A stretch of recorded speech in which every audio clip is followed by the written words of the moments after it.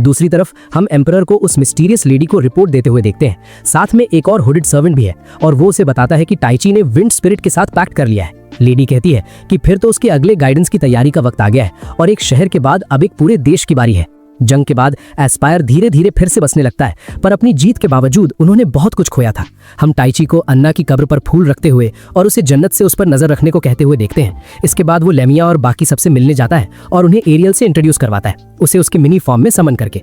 जब वो इस बारे में बात कर रहे होते हैं, वो नोटिस करते हैं कि नाइट्स के एस्कॉर्ट के साथ एक कैरेज यानी बग्घी शहर में आ रही है और लेमिया देखती है कि उस पर रॉयल फैमिली का क्रेस्ट लगा है। बग्घी आखिरकार लेमिया के घर के पास रुकती है और एक पर्पल बालों वाली लड़की एल्सेना बाहर आती है और अपना इंट्रोडक्शन मार्कस नॉर्मन की बेटी के तौर पर देती है और अनाउंस करती है कि वो किंग गिलमोर की तरफ से आई है। वो कहती है कि वो उनसे मदद मांगने आई है और रिक्वेस्ट करती है कि वो उसके साथ रॉयल कैपिटल विनीफिक्स चलें।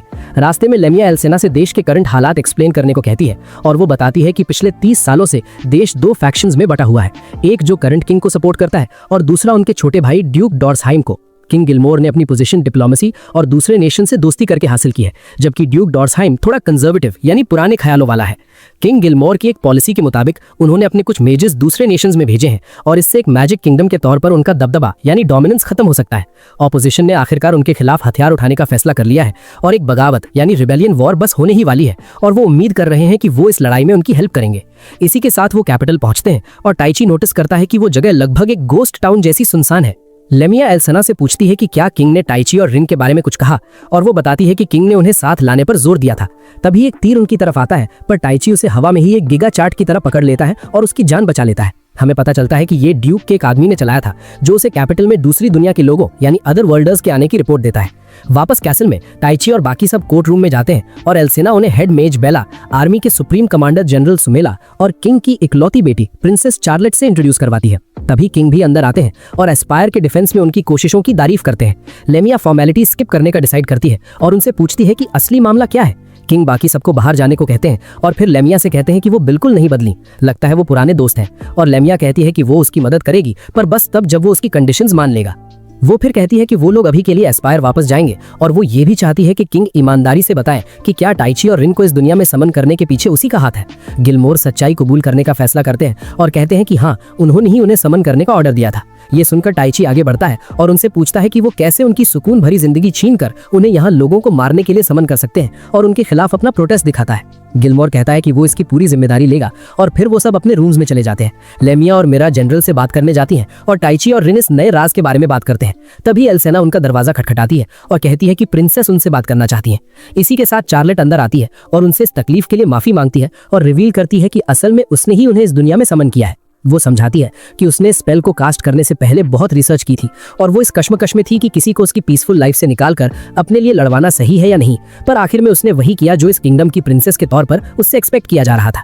वो फिर बताती है कि समनिंग के वक्त ड्यूक का एक असैसिन अंदर घुस गया जिससे स्पेल अनस्टेबल हो गई। वो सिर्फ टाइची को समन करना चाहती थी जिसके पास इनसेन मैजिक पावर थी, पर असैसिन के अटैक की वजह से रिन भी साथ खींची चली आई और पैलेस में समन होने के बजाय वो एस्पायर के पास एक रैंडम मैदान में टेलीपोर्ट हो गए। वो कहती है कि उसे ये ढूंढने में काफी वक्त लग गया कि वो लोग कहाँ हैं और ना सिर्फ उनकी जिंदगी बर्बाद करने के लिए बल्कि एक इनकॉम्पिटेंट वेस्ट ऑफ स्पेस होने के लिए भी माफी मांगती है। ये सब सुनकर और उसे रोता देखकर टाइची और रिन उसे अपना सर ऊपर उठाने को कहते हैं और कहते हैं कि उन्होंने उसे हर चीज के लिए माफ कर दिया और वो अपनों को बचाने की तरफ को समझते हैं। चार्लेट कहती है कि एक बार देश में शांति हो जाए तो वो उन्हें उनकी दुनिया वापस भेजने के लिए सब कुछ करेगी, भले ही इसमें उसकी रूह क्यों न चली जाए। और टाइची कहता है कि वो इस वॉर को खत्म करने में उसकी हेल्प करेंगे ताकि वो सब खुशी खुशी बाहर निकल सके। तभी लेमिया अंदर आती है और टाइची को बाहर आने को कहती है। वो उसकी फाइट सुमेला से करवाती है जो ये देखना चाहती थी कि क्या वो सच में उतने ही स्ट्रांग है जितना किंग एक्सपेक्ट कर रहे हैं। और टाइची उसके सारे अटैक्स को पैरी करके और उसकी स्वॉर्ड को एक एनहांस्ड ब्लेड से तोड़कर अपनी डोमिनेंस प्रूव कर देता है। इसके बाद वो दोनों हैंड टू हैंड फाइट शुरू कर देते हैं और टेची सुमेला को नीचे गिराकर उसके ऊपर चढ़ जाता है। ये देखकर वो सच में काफी एक्साइटेड हो जाती है और उससे पूछती है कि क्या वो उसे भी नॉकअप करने के लिए तैयार है और उसके बॉडी के अंदर मौजूद उस स्पेशल व्हाइट थिंग की मांग करती है, जिसे सुनकर टेची हैरत के मारे चीख पड़ता है। बाद में उस रात टेची एरियल के साथ आसमान की तरफ देखता है और उससे बात करता है कि कैसे वो इंसानी दुश्मनों के खिलाफ अपनी असली ताकत यूज करने से डरता है, पर अगर इसका मतलब रिन की हिफाजत करना है तो वो ये करने के लिए बिल्कुल तैयार है। फिर वो रिन को चेक करने के लिए अंदर जाता है और गलती से उसे कपड़े बदलते हुए देख लेता है। दूसरी तरफ हम शार्लेट को होली टेंपल में प्रार्थना करते हुए देखते हैं। तभी एम्परर उसके पास आता है और हमें पता चलता है कि उसे कार्डिनल लाउड्रा कहा जाता है और शार्लेट को ये बिल्कुल नहीं पता कि एस्पायर पर हुए अटैक के पीछे इसी का हाथ है। अगले दिन सुबह हम टेची को कैसल में इधर उधर रिन को ढूंढते हुए देखते हैं। आखिरकार वो उसे कुछ फूलों को पानी देते हुए पाता है और उसे कहता है कि अपने प्लॉट्स लेकर कोर्ट रूम में पहुंचे, क्योंकि लेमियट चाहती है कि वो जनरल्स की मीटिंग ज्वाइन करे। दूसरी तरफ हम ड्यूक को उसके जनरल्स के साथ मीटिंग करते देखते हैं। दो मार्केसेस के बीच अगले कदम को लेकर डिस्कशन चल रहा है। मार्केस मिल्गन सुझाव देता है कि उन्हें अपनी सारी फोर्सेस इकट्ठा करके कैपिटल को तुरंत घेर लेना चाहिए, जबकि मार्केस कॉखन का कहना है कि उन्हें प्रॉपर अटैक से पहले इन दो नए वॉरियर्स की एबिलिटीज को अच्छी तरह परख लेना चाहिए। एंड में ड्यूक मिल्गन की साइड लेता है और उसे अपनी फोर्सेस असेंबल करके कैपिटल की तरफ लीड करने की परमिशन दे देता है। दूसरी तरफ सुमेला और बेला किंग को ड्यूक की आर्मी के वेनेफिक्स की तरफ बढ़ने की रिपोर्ट देते हैं और बताते हैं कि उनके पास 3000 सोल्जर्स तैयार हैं और बाकी 6000 स्टैंड बाय पर हैं। बेला कहती है कि उसके पास भी 300 मेजेस लड़ने के लिए तैयार है और 600 बैकअप में है। किंग उन्हें पूरी ताकत से कैपिटल डिफेंड करने का ऑर्डर देते हैं और वो टैक्टिकल मीटिंग रूम में जाते हैं, जहां वो अगले दिन सुबह साउथ में ड्यूक की फोर्सेस से भिड़ने का प्लान बनाते हैं, जिसमें टेची और रिन भी उनकी हेल्प करेंगे। टेची इंसानों के खिलाफ अपनी पावर्स यूज करने को लेकर वरिड है, पर लेमियट उसे मर्द बनने को कहती है और सुमेला उसे जंग के बाद शादी करने का वादा करके एनकरेज करती है, जिससे टेची और भी ज्यादा परेशान हो जाता है। बाद में उस रात टेची रिन से मिलने जाता है, जो इस जंग में हिस्सा लेने को लेकर काफी टेंस लग रही है। वो उसे कहता है कि उसे इसमें पार्ट लेने की जरूरत नहीं है, क्योंकि वो यहाँ गलती से आई थी, पर रिन टेची को बताती है कि वो उस सर्कल में अपनी मर्जी से कूदी थी और वो उसके साथ मिलकर लड़ेगी। वो उसे रात अपने कमरे में बिताने को कहती है और वो दोनों साथ बैठते हैं, जहाँ रिन अपना सर उसके कंधे पर रख देती है। लगता है टेची आज रात आखिरकार मर्द बन ही जाएगा, पर जैसे ही वो उसका हाथ पकड़ने की कोशिश करता है, उसे कुछ महसूस होता है और उसे कहता है कि अब सोने का वक्त हो गया है। इसी बीच हम म्यूरा और लेमिया को चाय पर रिन के बारे में बात करते देखते हैं और म्यूरा उसे चेक करने जाने का डिसाइड करती है, पर लेमिया खिड़की के बाहर देखते हुए कुछ नोटिस करती है और कहती है कि शायद वो पैरानॉइड हो गई है। कुछ देर बाद हमें खोडेड असासिन को खिड़की के बाहर पेड़ पर खड़ा देखते हैं। पता चलता है कि मार्केस ने उसे रात में टेची और रिन को खत्म करने के लिए भेजा था, ताकि वो अपना नाम बना सके। बदकिस्मती से उस असासिन के लिए टेची ने उसे पहले ही नोटिस कर लिया था और उन्होंने बेड पर ब्लैंकेट के नीचे कुछ पिलोज रख दिए थे। असासिन उन पिलोज पर वार करता है और टेची और बाकी सब उसे कमरे में रंगे हाथ पकड़ लेते हैं। टेची बताने लगता है कि उसने उसे पहले ही देख लिया था, पर असासिन को उसके फालतू ज्ञान से कोई मतलब नहीं है और वो इस मौके का फायदा उठाकर रिन पर अटैक कर देता है। ये देखकर टेची तुरंत अपनी फिजिकल एनहांसमेंट ऑन करता है और उसे बुरी तरह पीटना शुरू कर देता है, ये कहते हुए कि वो उन लोगों को कभी चोट नहीं पहुंचने देगा जिन्हें बचाने की उसने कसम खाई है। उसे कुछ देर तक पीटने के बाद लेमिया टेची को रोकती है कि अब बस करो, पर असासिन उसके नीचे से निकल जाता है और जमीन पर अपना सर दे मारते हुए खुद को इशिकाई करने का फैसला करता है। अगले दिन सुबह गिलमोर की आर्मी का सामना मार्कस निल्गिन की फोर्स से होता है, जिसमें 1000 सोल्जर्स हैं। टेची एक विंड स्पेल का यूज करके उनकी तरफ एक वार्निंग भेजता है और दुश्मन के ठीक सामने जमीन पर ब्लास्ट करता है। वो उम्मीद करते हैं कि इससे वो थोड़ी देर के लिए रुक जाएंगे, पर उनकी हैरानी का ठिकाना नहीं रहता जब निल्गिन और उसके आदमी अपने हाथ उठाकर मैजिकल रिंग्स का यूज करके ढेर सारे फायरबॉल्स और वाटर बुलेट्स उनकी आर्मी पर छोड़ते हैं। शुरुआत में वो कंफ्यूज हो जाते हैं, पर टेची अपनी चीट एबिलिटीज से जूम इन करके लेमिया को उन स्पेशल रिंग्स के बारे में बताता है। वो कहती है कि वो मैजिकल स्टोन्स हैं और हैरान होती है कि उनके पास इतना पैसा यानी कैपिटल कहां से आया कि उन्होंने अपने सारे आदमियों के लिए 1000 रिंग्स तैयार कर ली। वो आगे बताती है कि ये रिंग्स कास्टर की लाइफ फोर्स तक यूज कर सकती हैं अगर उनका मैजिक खत्म हो जाए, और ये किसी ऐसे के लिए लीथल हो सकता है जिसे मैजिकल आइटम्स की ढंग से समझ ना हो। जैसा कि एक्सपेक्टेड था, निल्गिन की आर्मी रिंग्स का यूज जारी रखती है और जल्द ही खुद को पूरी तरह ड्रेन कर लेती है। उन्हें ऐसे स्ट्रगल करते देखकर गिलमोर की आर्मी खुश होती है और कहती है कि शायद उन्हें पलटवार करने की जरूरत भी नहीं पड़ेगी, बस थोड़ी देर डिफेंड करना है और दुश्मन खुद ब खुद ढेर हो जाएंगे। इससे टेची और रिन अनकंफर्टेबल महसूस करते हैं और वो लेमिया की तरफ देखते हैं। तब सुमेला कहती है कि भले ही वो दुश्मन है, पर है तो इसी किंगडम का पार्ट और गिलमोर भी नहीं चाहेगा कि बिना वजह लोग मारे जाए। लेमिया कहती है कि उसके पास एक प्लान है और वो रिन से हेल्प मांगती है। टेची एरियल की विंड मैजिक से उनके सामने एक बैरियर खड़ा करता है और म्यूरा रिन को किसी भी स्ट्रे शॉट से बचाती है, जब तक वो दूसरे रॉयल मेजेस के साथ मिलकर एक स्पेशल स्पेल तैयार करती है और अचानक बारिश शुरू करवा देती है। रिन फिर लाइटनिंग मैजिक का यूज करके दुश्मन की फौज को झटका देकर बेहोश कर देती है। निल्गिन भी पूरी तरह ड्रेन हो चुका है और वो अपने घुटनों पर गिर जाता है, पर तभी वो ड्यूक के असिस्टेंट इनिमिकस को अपने पास आते देखता है, जो उसे बताता है कि अभी क्या हुआ। निल्गिन उससे पूछता है कि वो क्यों हार रहे हैं और वो उसे रिंग के ड्रेनिंग इफेक्ट के बारे में बताता है और फिर उसे खंजर स्टैब कर देता है, ये कहते हुए कि उसका मकसद पूरा हो गया है और इसी के साथ ये वॉर खत्म हो जाती है। भाई, इनिमिकस ने तो धोखा दे दिया। रात ढलने पर हम कासिम और ग्रैमी को एक बार में ड्रिंक करते हुए देखते हैं, जहां कासिम एक छोटा सा गैजेट निकालता है और कहता है कि अगली बार जब वो टेची से मिलेगा तो वो उसे जमीन चटने पर मजबूर कर देगा। अगले दिन सुबह रिन अपनी स्पेशल ओरल स्किल्स का यूज करके टेची को जगाती है, पर टेची को बाथरूम की तरफ भागना पड़ता है क्योंकि उसने कल रात जरूरत से ज्यादा फूड ठूस लिया था।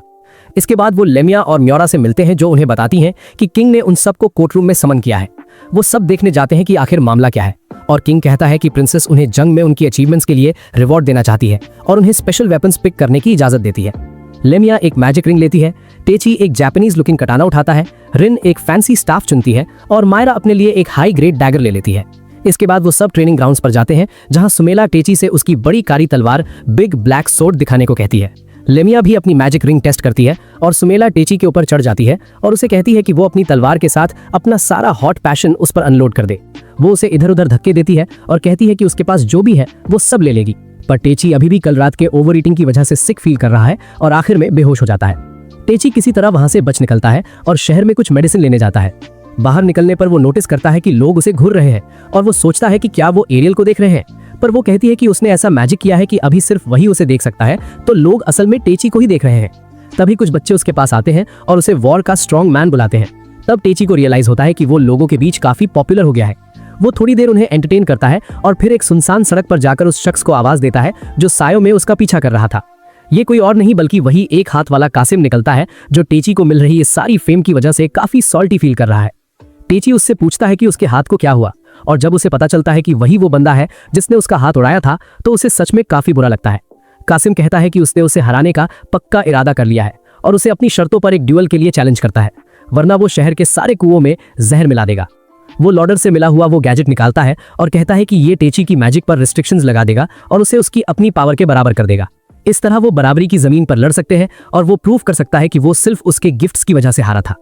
जाहिर है ये एक बहुत ही घटिया आइडिया लग रहा है, पर एक अल्फा मेल होने के नाते टेची कहता है कि वो ऐसी लड़ाई से पीछे नहीं हट सकता और अपनी डोमिनेंस प्रूव करके रहेगा। इस बात से एरियल भड़क जाती है और उसे वार्न करती है कि अगर उसकी पावर कभी वापस नहीं आई तो उसके पास रोते हुए मत आना, और इसी के साथ बैटल शुरू हो जाती है। टेची विंड ब्लास्ट से शुरुआत करता है पर कासिम डॉज करके डैगर से पलटवार करता है। टेची अपनी तलवार से उसे ब्लॉक करता है और फिर पीछे कूदकर आइस और वाटर बुलेट से टेची पर निशाना साधता है। टेची आगे लपकता है और उसके हाथ से डैगर छीन लेता है, पर कासिम उसे कुछ आइस बुलेट्स मार देता है और लड़ाई एकदम इंटेंस हो जाती है। ग्रैमी एक कोने से उन्हें देख रही होती है जब वो एक दूसरे को बुरी तरह पीट रहे होते हैं। एंड में वो दोनों सोचते हैं कि क्या उन्हें तब तक लड़ना चाहिए जब तक कोई एक बेहोश न हो जाए, पर वो अगले मूव के साथ इसे खत्म करने का फैसला करते हैं। कासिम एक मैसिव आइस स्पेल चार्ज करता है और उसे टेची की तरफ फेंकने की तैयारी करता है, जो काफी थका हुआ लग रहा है और पैर की इंजरी की वजह से उसे डॉज करने के काबिल नहीं है। टेची रिंग के बारे में और अपने पुराने मैजिक लेसन्स के बारे में सोचता है और खुद पर भरोसा करने का फैसला करता है। वो अपनी तलवार में थोड़ा मैजिक फूंकता है और उससे कासिम की आइस स्पेल को बीच से चीर देता है, जिसके शॉक वेव से कासिम दूर दीवार पर जा गिरता है। इसी के साथ उनकी फाइट खत्म होती है और कासिम अपनी हार मान लेता है, पर टेची कहता है कि उसके पास कम से कम एक एक्स्ट्रा आर्म जितना तो एडवांटेज था ही, तो ये उतना फेयर नहीं था। इसके बाद एरियल कासिम से टेची की मैजिक पावर वापस करने को कहती है और वो उन्हें नॉर्मल होने के लिए उस मैजिकल गैजेट को तबाह करने को कहता है। पर इससे पहले कि वो कुछ कर पाते, उस गैजेट के चारों ओर का डार्क ऑरा एक शैडो मॉन्स्टर का रूप ले लेता है और टेची पर अटैक करने लगता है। टेची विंड मैजिक से पलटवार करने की कोशिश करता है, पर उस शैडो मॉन्स्टर को रत्ती भर भी डैमेज नहीं पहुंचता, जो बदले में उस पर ढेर सारी डार्क बुलेट्स छोड़ता है।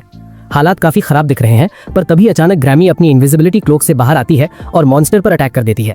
कासिम उसका ध्यान आइस मैजिक से भटकाता है और ग्रैमी को गैजेट तबाह करने को कहता है, पर उसे तोड़ने के बाद भी मॉन्स्टर गायब नहीं होता और कासिम सोचने लगता है कि क्या लॉटर ने ये सब भी पहले से प्लान किया था। टेची नोटिस करता है कि कम से कम उसकी पावर्स तो वापस आ गई हैं और वो कहता है कि वो इस मॉन्स्टर को एक ही अटैक में उड़ा देगा। वो एरियल को आसपास की हवा कंप्रेस करके लाइटनिंग बनाने को कहता है और अपनी तलवार से एक लाइटनिंग स्लैश मारकर मॉन्स्टर को ढेर कर देता है। इसके बाद वो कासिम को एक हीलिंग पोशन देता है, पर ग्रैमी उसे उसकी प्राइड को और ज्यादा क्रश करने को नहीं कहती और बताती है कि वो बस उससे हारने की वजह से सॉल्टी था, पर अब जब वो बराबरी पर लड़ चुके हैं उसने अपनी हार कबूल कर ली है और शायद स्ट्रॉन्ग बनने के लिए और मेहनत करेगा। फिर वो उसे उठाती है और कासिम के साथ निकल जाती है, जिसके अंदर अब टेची के लिए एक हेल्दी राइवलरी पैदा हो गई है। ठीक तभी शहर की घंटी बजती है और स्पीकर अनाउंस करता है कि ड्यूक की आर्मी ने जंग का ऐलान कर दिया है। टेची तुरंत रिन और बाकी सबसे मिलने कासल भागता है और वो सब अगले दिन शुरू होने वाली जंग की तैयारी करते हैं। उसी वक्त हम लॉटर को उस मिस्टीरियस लेडी को रिपोर्ट देते हुए देखते हैं कि कैसे टेची ने उस शैडो मॉन्स्टर से निपटा और वो उसे अगले गाइडेंस के साथ आगे बढ़ने को कहती है। हमें उनके बगल में एक और हुडेड फिगर दिखता है जो बिल्कुल एनिमिकस जैसा लग रहा है। अगले दिन सुबह ड्यूक डॉर्जेसहाइम कैपिटल की तरफ बढ़ने से पहले अपनी आर्मी को एड्रेस करता है और उनसे अदर वर्ल्डर्स और लेमिया से खुद निपटने की परमिशन मांगता है, क्योंकि उसने सारे जरूरी अरेंजमेंट्स कर लिए हैं और वो नोगान की तरह उसे निराश नहीं करेगा। इसके बाद ड्यूक कैपिटल की तरफ बढ़ता है और दोनों आर्मीज एक दूसरे के आमने सामने आ जाती हैं। भाई अब दोनों फौजें भिड़ने के लिए तैयार हैं, ये तो महायुद्ध होने वाला है। वो अनेमिकस से पूछता है कि क्या उनके जीतने का कोई भी चांस है, और वो जवाब देता है कि मार्कस मार्शस टेची के अलावा बाकी सबका ध्यान रख लेगा, पर वो खुद इस बात का पूरा इंतजाम करेगा कि टेची उसके लिए कोई प्रॉब्लम खड़ी ना कर सके। दूसरी तरफ गिलमार एक धमाकेदार स्पीच के साथ अपने सोल्जर्स का मोराल हाई करता है और उन्हें कहता है कि इस किंगडम के असली हीरोज की तरह जीत का रास्ता साफ कर दो। इसी के साथ महायुद्ध शुरू हो जाता है और हम हर तरफ तलवारों की टक्कर और जादुई स्पेल्स को बैटलफील्ड पर बरसते हुए देखते हैं। रिन और म्यूरा पूरी तरह जंग पर कब्जा कर लेती हैं और लीनिया अपनी नई मैजिकल रिंग से निकलने वाली स्पेल्स से दुश्मन दुश्मनों को तबाह कर रही है। पर तभी उन सबका सामना उन मेजेस से होता है जो मार्शस ने खास उनके लिए तैयार किए थे। हम देखते हैं कि एक रैंक्ड एडवेंचरर सुजोरा रिन का सामना करती है। मार्शस खुद म्यूरा से भिड़ जाता है, जबकि मिस फोलो नाम का एक सॉर्सरर लीमिया को चैलेंज करता है और अपनी जैमिंग मैजिक और विशाल स्टाफ का यूज करके उस पर हर तरफ से अटैक करने लगता है। इसी बीच टाइची अपनी विंड मैजिक का यूज करके दुश्मन की फौज के ऊपर से छलांग लगाता है और सीधा ड्यूक के कैंप के सामने लैंड करता है। जब वो लोग अपनी बैटल स्ट्रैटेजी पर डिस्कस कर रहे होते हैं, वो बस अंदर चला जाता है और ड्यूक से सरेंडर करने को कहता है। डॉगशन एनिमिकस को छोड़कर बाकी सबको बाहर जाने को कहता है और वो टेइची से उसके प्रपोजल पर बात करता है। टेइची कहता है कि अगर वो अभी अपने आदमियों को सरेंडर करने का ऑर्डर दे दे तो वो इस बात का ख्याल रखेगा कि किंग उस पर थोड़ी दया दिखाए, वरना उसके पास इतनी पावर तो है कि वो उसे पीट कर उसका सर खुद किंग के कदमों में ले जाकर रख दे। ये सुनकर डॉगशन उससे पूछता है कि वो खुद ही किंग क्यों नहीं बन जाता, तो टेइची कहता है कि ये बहुत ज्यादा झंझट वाला काम है और वो नहीं चाहता कि एक डिक्टेटर बनकर वो हजारों लोगों की नफरत मोल ले जो बस अपनी मनमानी करता हो। ये सुनकर डॉगशन हंसने लगता है और कहता है कि शांत दुनिया में बड़े होने से इंसान का नजरिया सच में बदल जाता है।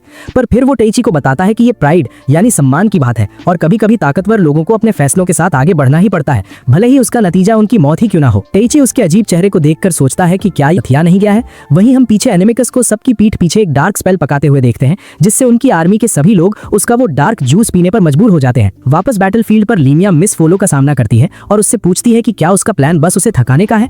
वो आइस मैजिक से उस पर अटैक करता है, पर वो जमीन से आग निकालकर उसे ब्लॉक कर देती है। वो फिर उसकी तरफ ढेर सारी आइस बुलेट्स भेजता है, पर वो डिफेंस मैजिक से उन्हें रोक लेती है और एक विंड ब्लेड से निशाना साध कर उसे नीचे गिरा देती है। ये देखकर वो पुराना मेज हैरान रह जाता है और अपनी हार कबूल करते हुए लीमिया को उसे खत्म करने को कहता है, जो वो एक मैसिव फायरबॉल के साथ कर देती है। ठीक उसी वक्त रिन अपनी फ्लेमिंग स्वॉर्ड से मार्शस से लड़ रही है, पर वो उसे हवा में उड़ा देता है और सोचता है कि आज रात उसे एल्फ मीट चखने को मिलेगा। पर तभी वो उसके पास से तेजी से निकलती है और रॉयल कलेक्शन से लिए गए डैगर से उसकी गर्दन चीर देती है। दूसरी तरफ रिन को अपने ओपोनेंट को खत्म करने में थोड़ी मुश्किल हो रही है। सुजुरा लगातार ऑफेंस जारी रखती है और रिन को डिफेंसिव खेलने पर मजबूर कर देती है। ये कुछ देर तक चलता रहता है, पर रिन आखिरकार उसकी मूव्स और एबिलिटीज को एनालाइज कर लेती है और जंग खत्म करने की तैयारी करती है। वो उस पर एक फ्लेइंग स्पेल से वार करने वाली होती है, पर सुजुरा नीचे कूदकर जमीन पर हिट करती है, जिससे रिन पीछे जा गिरती है। रिन आइस मैजिक पर स्विच करती है और उसकी तरफ आइसिकल्स शूट करती है, पर सुजुरा उन्हें हटा देती है, सिर्फ ये रियलाइज करने के लिए कि वो सब बस एक डिस्ट्रैक्शन था। वो देखती है कि रिन उसके ऊपर खड़ी है और उसके सर के ऊपर एक विशाल फायरबॉल चमक रहा है। रिन उसे नीचे शूट करती है और सुजुरा का काफी एचपी लॉस हो जाता है, पर तभी वो नोटिस करती है कि आसपास के गिरे हुए सोल्जर्स अजीब हरकतें कर रहे हैं और उन्हें ज़ॉम्बीज की तरह घेर रहे हैं। रिन सुजुरा को कहता है कि अगर जिंदा रहना है तो मेरे साथ आ जाओ, और वो दोनों टीम अप कर लेती हैं। इसी बीच टेइची ड्यूक से सरेंडर करने की बातें जारी रखता है, पर तभी एरियल एनिमिकस की ईविल स्पेल को नोटिस करती है और टेइची को उसके बारे में वार्न करती है। ये सुनकर एनिमिकस हंसने लगता है और कहता है कि उसकी स्पिरिट को पक्का इसका एहसास हो जाएगा। वो अपने असली रंग दिखाते हुए रिवील करता है कि वही वो शख्स है जिसने इस बगावत की चिंगारी लगाई और ड्यूक को उसके अपने भाई के खिलाफ भड़काया। उसने कहा कि उसने इस बैटलफील्ड को डार्कनेस कर्स नाम की स्पेल से पहले ही तैयार कर दिया है, जिससे उसके कंट्रोल में हर कोई पागल हो जाएगा और एक स्ले मशीन में बदल जाएगा। वो कहता है कि उसने ये सब उस लेडी के लिए किया है, उसी मिस्टीरियस मास्टरमाइंड की तरफ इशारा करते हुए, और उसे इस किंगडम या इन भाइयों की लड़ाई से रत्ती भर भी फर्क नहीं पड़ता। वो बस अपने मास्टर की इच्छा के मुताबिक सब कुछ राख में मिला देगा। इसी के साथ वो पूरे बैटलफील्ड में उस स्पेल को फैलाना शुरू कर देता है और खुद भी एक डेमन में बदल जाता है। भाई, एनिमिकस ने तो पूरा गेम ही पलट दिया। वापस बैटलफील्ड पर हम लेमिया और बेला को अपने सर के ऊपर उस स्पेल को ऑब्जर्व करते हुए देखते हैं, जहां वो एक्सप्लेन करती हैं कि ये वही मनहूस स्पेल है जो 200 साल पहले उनके पड़ोसी देशों होली स्कैटलॉव एम्पायर और गार्जियन एम्पायर की जंग में यूज हुई थी। हालांकि वो जंग काफी छोटी थी, पर गिरे हुए सोल्जर्स बर्जर्किंग ज़ॉम्बीज में बदल गए थे, जिन्होंने दोस्त और दुश्मन दोनों पर बिना देखे अटैक किया था। वो ज़ॉम्बीज धीरे धीरे उन लोगों तक भी पहुंच गए जो लड़ाई का हिस्सा नहीं थे, और नतीजा ये हुआ कि 7 लाख से भी ज्यादा लोगों ने अपनी जान गंवा दी। इतिहास में इस भयानक जंग को ब्लडी रैप्सडी के नाम से जाना जाता है, और जब तक वो इस मैजिक के सोर्स को तबाह नहीं कर देते, तब तक वो सबको होश में नहीं ला पाएंगे। ये स्पेल अभी भी जिंदा लोगों में फैल रही है, और वो भी जल्द ही माइंडलेस खून के प्यासे ज़ॉम्बीज में बदल जाएंगे। दोनों आर्मीज के लिए हालात बिगड़ने लगते हैं जब लिमिया और बाकी सबको इन माइंडलेस पपेट्स का झुंड घेर लेता है। वो पलटवार करने का फैसला करते हैं और उम्मीद करते हैं कि ताइची अपने प्लॉट आर्मर का यूज करके सब बचा लेगा, जो हमें वापस ड्यूक के कैंप में ले जाता है, जहां ताइची अपनी स्पिरिट पावर अनलीश करता है और एक ऐसे फुल पावर अटैक की तैयारी करता है जिसमें शायद उसकी जान भी जा सकती है।